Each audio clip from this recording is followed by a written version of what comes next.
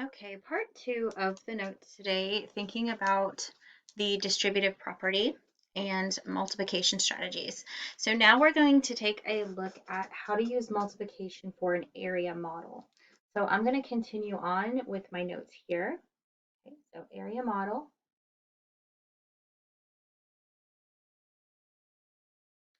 And we can use area models for multiplication and division, but today we're just going to focus on our multiplication.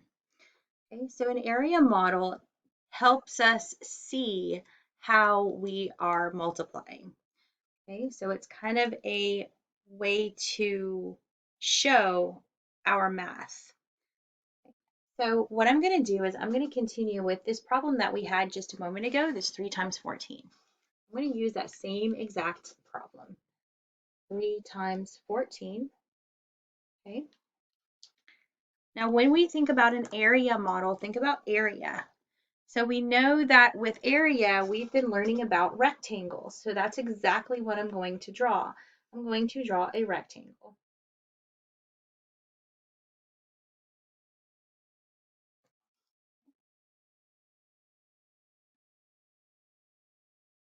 Okay. So on our area model, again, we're doing 3 times 14. Okay, so I want you to think about that area formula, length times width. This is a strategy not only to find the area of a rectangle, but you will use this to show your math work. So again, we have 3. Well, that 1-digit number is going to go on one side of my rectangle.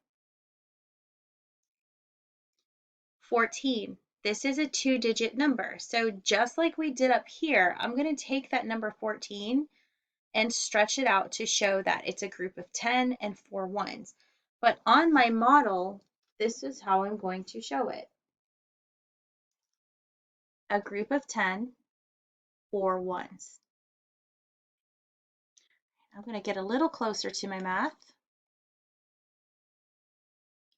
Okay, so I've gotten a little closer so we can just focus on what we need to focus on.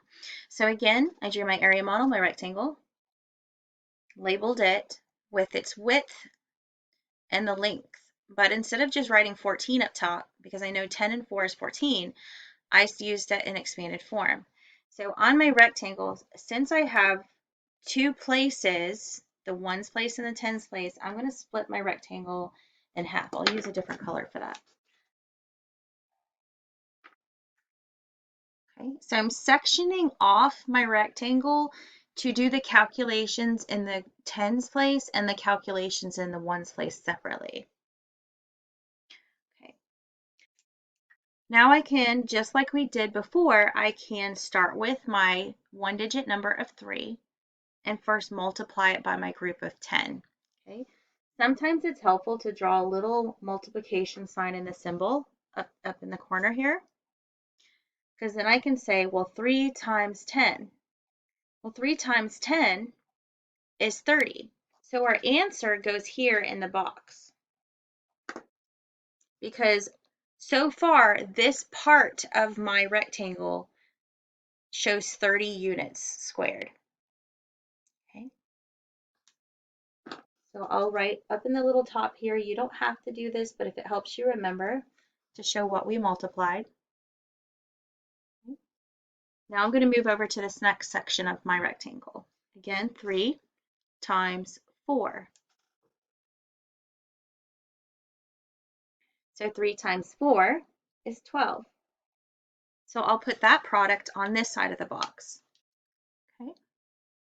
So again, I showed my number in expanded form, and I broke up my huge rectangle here into smaller parts to show the ones place and the tens place.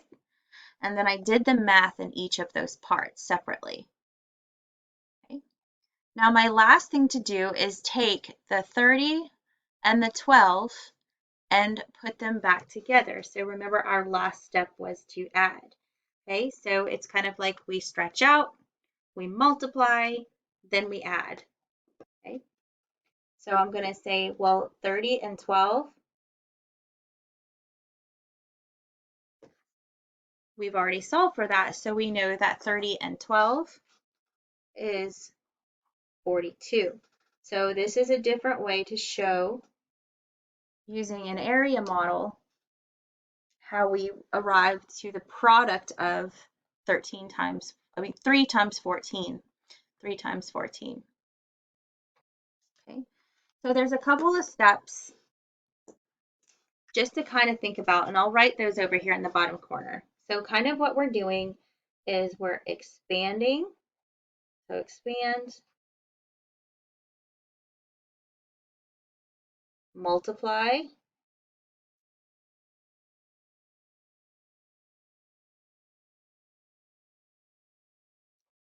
then add.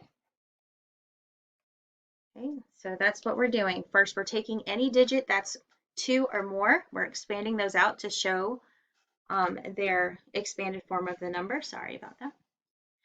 Okay. Then we're multiplying, and then finally we're adding those products to get our final answer. So this is what we'll be doing in part in class next week.